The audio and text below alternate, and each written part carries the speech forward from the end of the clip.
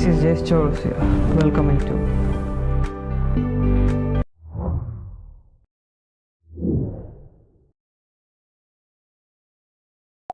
That is why when I was 9 years old, I raised my hand and asked my teacher, "When will we learn about money?" Caught off guard and flustered by my question, my teacher, an older woman near retirement, stammered for a while, then finally replied, "We don't teach money in school." There was more to her reply than simply her words. It was the tone, the energy behind her words that communicated her message. For a moment, I felt I was back in Sunday school. I sensed my teacher was really saying, "Don't you know that the love of money is the root of all evil, and money is filthy lucre?" In Sunday school, I was taught that filthy lucre was a financial temptation from the devil. Not satisfied with her answer, I asked again, "When will we learn about money?" Still a bit flustered, she said, "Go ask your father why we don't teach money in school. After all, he is the head of education." Poor Dad's response. My father just chuckled when I told him about the upset in class. He was smiling when he said, "Son, never ask a teacher a question he or she cannot answer. Teachers must know all the answers. They are not trained to say, 'I don't know.' You embarrassed her." "But why doesn't she know anything about money?" I asked. "Because teachers do not need to know anything about money." "Why is that?" "Because teachers have job security. They cannot be fired even if they are bad teachers. Teachers have a government retirement pension and health care. That is why they do not need to know anything about money. And best of all, teachers have all holidays and summers off, with pay." Still confused, I asked, "But why, Dad? Don't we all use money?" I followed those two questions with this statement. "I just want to know why my classmates are rich and why we are not." "Son," my dad replied, a bit more seriously, "you love baseball, don't you?" "Yes, I love baseball." "Would you ask your teacher about the game of baseball?" "No, she doesn't know anything about baseball. And she doesn't know anything about the game of money either." "But why not?" I persisted. "Why do my classmates have more money than us? Shouldn't she be teaching me about money so I can be rich like my classmates?" Shaking his head, my dad replied, "You love fishing, don't you?" "Yes." "Would you ask your teacher about where to catch fish?" "No," I replied. "And she knows nothing about money," my dad said. "If you want to get through school, don't ask your teacher questions about subjects they know nothing about. If you are in math class, ask your teacher math questions. If you are in science class, ask your science teacher science questions. If you do that, you will do well in school. If you make your teachers look stupid, they will make you look stupid." The real reason we are not taught about money in school. My dad then said, "The main reason money is not taught in school is because teachers can only teach what the government allows us to teach." "You teach what the government tells you to teach?" I couldn't believe what I was hearing. My dad nodded and said, "Even as superintendent of education, I have little control over what is taught in school." "So how do I learn about money?" I asked. My dad chuckled again, and after pausing to think a moment, he suggested, "Why don't you talk with Mike's dad?" Mike was my best friend. "Why Mike's dad?" I asked. "Because he is an entrepreneur." "What is an entrepreneur?" I asked. "Someone who owns a business," replied my dad. "Entrepreneurs do not have a job. An entrepreneur's job is to create jobs." "And what are you? Aren't you an entrepreneur? You have hundreds of teachers working for you." "That's correct, but I did not create the school system. I am a government employee, just like all the other teachers. Employees and entrepreneurs are very different people." "What's the difference?" I asked. I was 9 years old, and his words, the distinction he was making between the two, made no sense to me. I had heard the word employee, but I had never heard the word entrepreneur. Poor Dad was happy to explain. Our school system trains people to be employees. Employees do not need to know about money. That is why there is no financial education in our schools, he said. Entrepreneurs must know about money.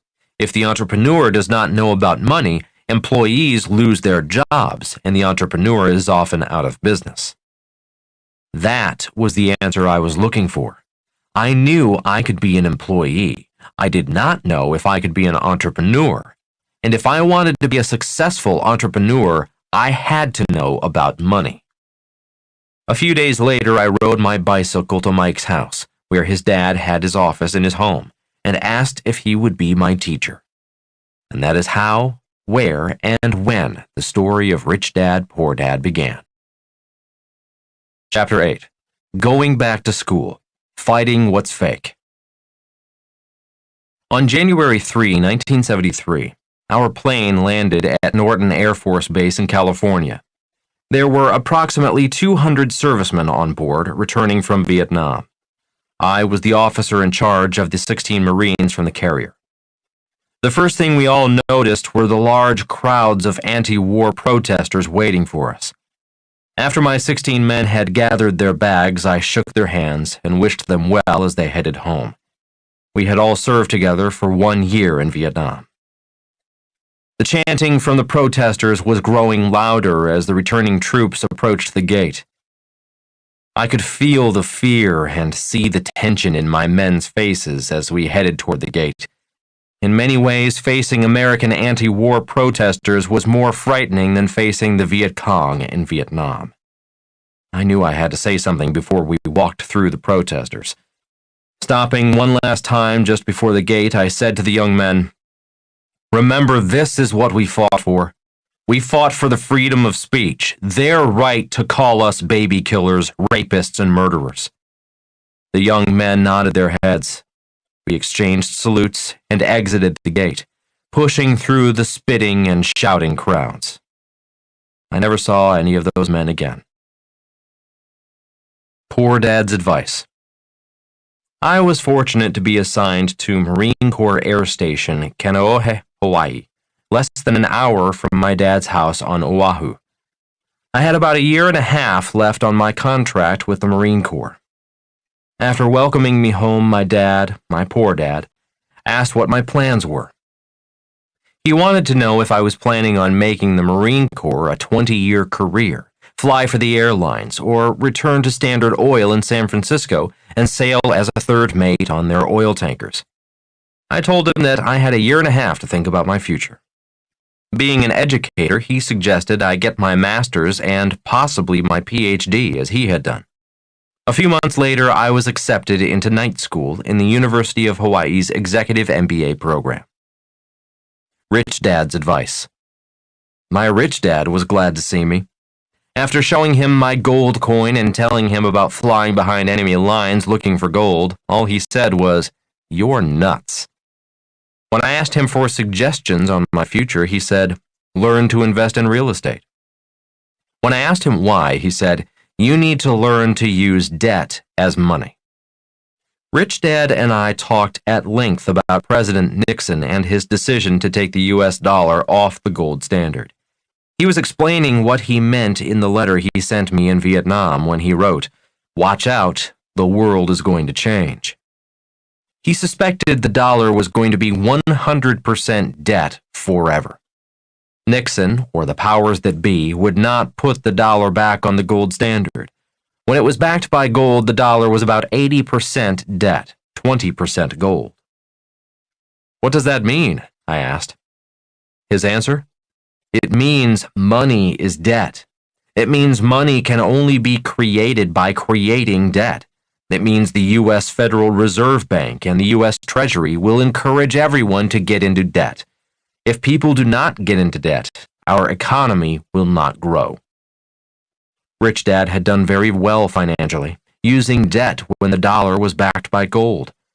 In 1973, he suspected he would become even richer now that the dollar was 100% debt. He was also concerned. Sitting with him in his Waikiki office in my Marine uniform, he asked, Do you have a credit card? Yes, I do, I said. I was issued one on the base. Rich Dad silently nodded his head. They issued you a credit card? Yes, all officers were issued one. The base exchange wants us to use credit cards when we shop. Interesting, said Rich Dad, smirking. Why? I asked. That is how money is created. There is no money in your card. You don't need money in the bank. Money is created out of thin air the moment you charge something on your credit card. I sat silent for a moment. Things were starting to make sense. I asked him, "Is that why you wrote, 'Watch out, the world is going to change'?" Rich Dad nodded his head and said, "Millions of people are about to have their lives changed using credit cards. Millions will buy houses and cars using debt. Millions will work harder and grow poorer because they never learned to use debt." I asked Rich Dad, "And is that why you want me to take a real estate course, to learn how to use debt as money?" Rich Dad paused, thinking for a while before he answered. Real estate will always be the basis of wealth. Real estate is like gold and silver. The word real is derived from Spanish. Real in Spanish means royal. Royalty, throughout history, has always valued land, gold, and silver. He continued, "If you learn to use debt as money and buy royal estates with debt, as I have, you will become a very rich and smart man." He added, "If you use debt to buy liabilities, you will join the millions upon millions of poor and middle-class people who will spend their lives working for the royals who own the banks, working for fake money to pay off their debt." I sat quietly, thinking about being a criminal for owning a gold coin. I was now thinking about using debt to buy real, royal estate. Then I asked, "What if I choose to stay out of debt? What if I live debt-free?" Rich Dad smiled and said, "For most people, that is the smarter choice. If you do not want to learn to use debt as money, stay out of debt. Debt is very dangerous. Debt is like a loaded gun. Debt can both kill you and protect you." I knew Rich Dad had more to say, so I asked, "And what happens if I choose to learn to use debt as money?" Rich Dad smiled and said, "You see this hotel we are sitting in? Do you think I could afford $1 million hotel using my savings?" All I could do was shake my head, a silent no. I paid less than $1 million for this hotel on Waikiki Beach. If the government keeps printing money, what do you think it will be worth in 10 years? Rich Dad asked. "I don't know," I replied. "If you keep working hard, paying taxes, and saving money, do you think you will be able to afford this hotel in 10 years? I really did not know what to say, or how to answer his question. "Do you think your fellow Marine pilots who get jobs flying for the airlines will be able to afford this hotel in 10 years? Again, I did not know what to say. Rich Dad continued, "And the Japanese tourists are arriving in droves. They have money. They are buying Waikiki and the rest of Hawaii. Do you want to work for the Japanese? Do you think you can afford Waikiki real estate in 10 years?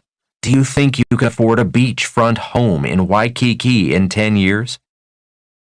Rich Dad's lesson was sinking in. I asked, "Will you teach me to invest in real estate?" Rich Dad shook his head, saying, "I invest in real estate. I don't teach real estate. Besides, I am a student always taking real estate courses." He told me, "If you want to be a professional investor, you too must be a student, a lifelong learner. Using debt as money is a dangerous and risky game. If you are not willing to be a lifelong learner, don't use debt to buy real estate." I had to think about that. I hated school. The idea of being a lifelong learner was not appealing to me. Sensing my resistance, Rich Dad asked, "As a pilot, aren't you always taking flying lessons?" I nodded, then replied, "Constantly. I've been flying for 5 years and we're constantly taking more advanced flying lessons, more difficult lessons." Rich Dad said, "Investing in real estate is no different. I'm always taking lessons. I am always a student. That is why I own this hotel on Waikiki Beach today. He added, "It's just like a monopoly. When you and Mike were tiny kids, I owned tiny green houses. Today I own red hotels. If I did not study and take courses constantly, I would not be sitting here on Waikiki Beach." After a long silence, I said, "I'll sign up for a real estate course." Rich Dad smiled, and the meeting was over. My MBA program. I now had two dads to listen to. My poor dad suggested I get a master's and my PhD. My rich dad suggested taking real estate courses. Signing up for the MBA program was easy. The Marine Corps had an officer in charge of advanced education. All I had to do was go to his office and sign up. The Marines did not have real estate investment courses, so I had to search for those courses on my own. The Marines had stock market investment classes, but no real estate classes. I wanted real estate courses because I wanted to learn to use debt as money. In less than 2 months, I was enrolled in the University of Hawaii's MBA program. Twice a week at night and all day on Saturday, I would finish flying and go back to school. I never liked traditional school, but I loved flight school. In flight school, we had real teachers, real pilots. We took classes and we flew. The more skilled we got as student pilots, the better our instructors got. We knew they could fly because we flew with them. Our instructor pilots were like Mr. Ely, my 5th grade teacher. They were teachers who inspired students to learn, to become smarter. Advanced weapons school was even more exciting. Flying an aircraft with weapons was actually flying a very different aircraft. The tactics and strategies are different for combat pilots. Our advanced weapons instructors had just returned from Vietnam. When we fired weapons, machine guns, and rockets from our aircraft, our instructors shot first, just to show us they could do what they were teaching us to do. If we missed, the instructors did not flunk us. They simply said, "Take it around, do it again." And we did, again and again, many times until we could fly and shoot as well as our instructors. That is why I loved flight school. I loved flight school because our instructors were real teachers, preparing us for a real war. In the classroom, I was not enjoying the MBA program. I felt like I was back in high school. One night, my frustration hit a boiling point. "Have you ever been a real accountant?" I asked the accounting teacher. "Yes," he replied. "I have a degree in accounting." "That is not what I'm asking you," I said tersely. "I know you have a degree in accounting, but have you ever been a real accountant in the real world?" After an extended pause, the teacher admitted, "No, I haven't. I am a graduate student. I have a bachelor's degree in accounting. I am going for my master's." "I can tell," I replied. "Are you an accountant?" the teacher asked me. "No, I'm not," I replied. "So why did you ask me if I am a real accountant?" "Because I can tell you don't know what you're talking about. You're teaching from a textbook, not real life." The Apprentice. My real-life accounting experience began as an apprenticeship to Rich Dad.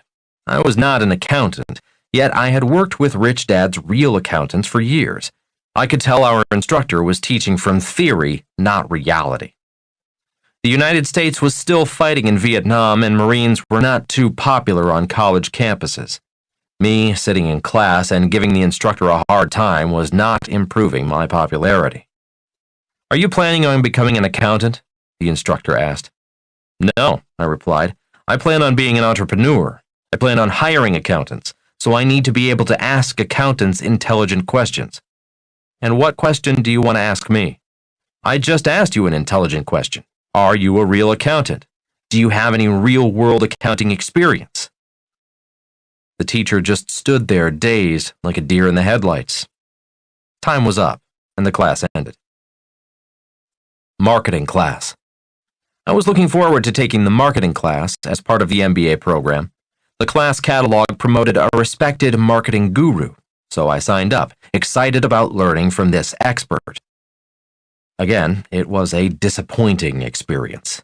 Again, I asked the same question: how much real-world experience do you have? The guru was proud to tell us that he owned a bicycle shop that our class would visit and get some hands-on learning. The bicycle shop was less than 1,500 square feet. It was tiny. For 2 Saturdays, our class studied in his bicycle shop. The guru was not teaching us marketing. He was teaching us merchandising, how to display bicycles on stands, accessories on shelves, and clothing on racks. I had learned more about merchandising by working hands-on as Rich Dad's apprentice in the gift shops in his hotels and restaurants. The guru was not teaching us marketing because he had only one store. He was teaching us advertising, how to place ads in local papers and magazines. I learned more about real marketing working for free, marketing Rich Dad's chain of hotels and restaurants. I did buy a bicycle. The guru could sell, which is a part of the marketing process. He offered our class a special student discount, and many of us bought new bicycles. When I told my rich dad about my new bicycle and my lightweight marketing instructor and his tiny store, he just laughed and said, "Your marketing instructor is very smart. He teaches marketing to the entire university where he is a guru. He invites students and faculty to visit and study his bicycle shop, and guess what? You and your classmates buy bicycles. That guy is a brilliant marketer." It was a great bicycle. I rode that bike almost every day, up and down the flight line on the Marine Air Base. My instructor was a real marketing guru. A real estate seminar. One night while watching television, an infomercial came on promising to teach students how to buy real estate for nothing down. A few days later, I was one of about 300 people attending a free seminar in a beautiful Waikiki hotel ballroom. The upsell was a real estate course, and I paid $385 for a 3-day weekend course. About 2 months later, the instructor arrived from California, and the 3-day class began. It was my first seminar, as opposed to a school or classroom setting. My poor dad believed in school. He did not attend seminars, which he thought were rip-offs. Granted, some are, but so are some schools. My rich dad only attended seminars. He said he liked seminars because they were short and specific. He attended only to learn more about a specific subject he was interested in. He was not there for the degree or the alphabet soup of advanced degrees. Many corporate and government employees and licensed professionals displayed these designations, MS, PhD, JD, MD, CFP, as badges of honor. Warren Buffett is a college graduate. He makes no secret of that, yet he does not display his college diploma in his office. He does, though, proudly display his certificate from a Dale Carnegie public speaking course. For him, learning to speak without his knees shaking and his voice quivering has proven priceless when raising billions of dollars from investors. A real estate teacher. There were about 30 students out of the 300 who showed up for the free introductory seminar who signed up for the 3-day course. The instructor was impressive. He was dressed casually but well. He didn't wear a tie, but his sport coat, slacks, and shoes looked expensive. He looked to me like a real estate investor. Ask anyone who has been in the military about the importance of grooming and appearance. Most military personnel wear their uniforms with pride. They are well groomed with their shoes shined. The instructors in the MBA program looked like teachers. They did not look prosperous. They looked cheap, scruffy, and frumpy, like well-dressed hippies, which many were. Our real estate instructor began by showing slides of his real estate investments and the financials on each property. He shared with us how much he made, his financing, and the challenges he had to overcome. He also showed us properties on which he lost money, told us about the mistakes he made, what he learned, and how his mistakes made him smarter and richer. He was real. He was not there to sell real estate. He wasn't teaching us to sell bicycles. And he was transparent. He showed us his audited personal financial statement. He did not need to teach to support himself. and although he was paid a fee to teach, he did not need the money. He was there to teach. And so the class began. For 3 days, we went into real deals, real problems, real challenges, and the real crooks he had met in his 24-year career as a real estate investor. He taught us to see what most amateur real estate investors do not see. He taught us how he talks to sellers, bankers, and investors about money. On the last day, he was teaching us how to negotiate a nothing-down deal, an investment where he puts up none of his own money. By the end of the 3rd day, the class was in overdrive, really pumped up. I had a better understanding why Rich Dad often said, "You do not need money to become rich." The last 2 hours were spent on review and asking and answering questions. Just before the class was to end, the instructor said, "Now the class begins." Perplexed, the students wanted to know why he said the class was beginning, just as it was ending. The instructor replied, "This class begins when you enter the real world. Your assignment is to find 100 potential investment properties in 90 days. Write a 1-page analysis of each of the 100 properties. Then decide which of the 100 is the best investment. You do not have to buy anything.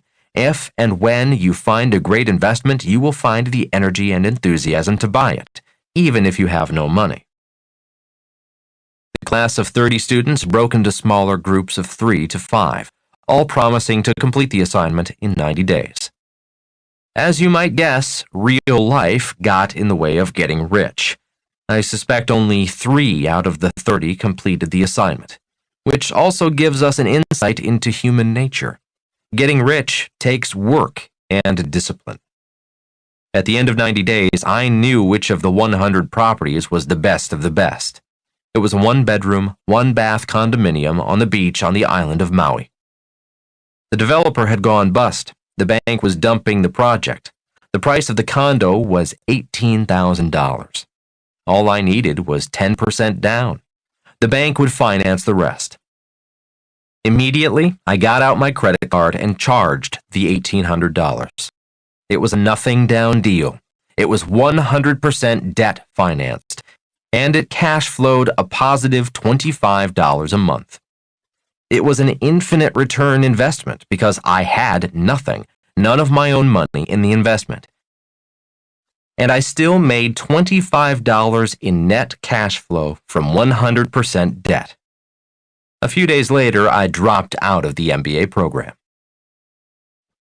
You can't do that here. Today, no matter where I go in the world, people say to me, "You can't do that here." They are right. They may not be able to do an infinite return deal, but other people can. The primary reason people cannot do that is because they went to school or their parents went to school. If you look at figure 8.1 in the accompanying PDF depicting the higher levels of teacher, you will see how going to school keeps many people poor. How to tell the difference between real teachers and fake teachers. Fake teachers teach via lecture and books. Real life is a classroom. Real teachers teach from real life experience, from their mistakes, and encourage you to do the same. Personal exercise. On a piece of paper, list 3 fake teachers you've had in your life and the subjects they taught. Now, on a separate piece of paper, list 3 real teachers in your life and the subjects they taught. Now ask yourself, what lessons did the real teachers teach you?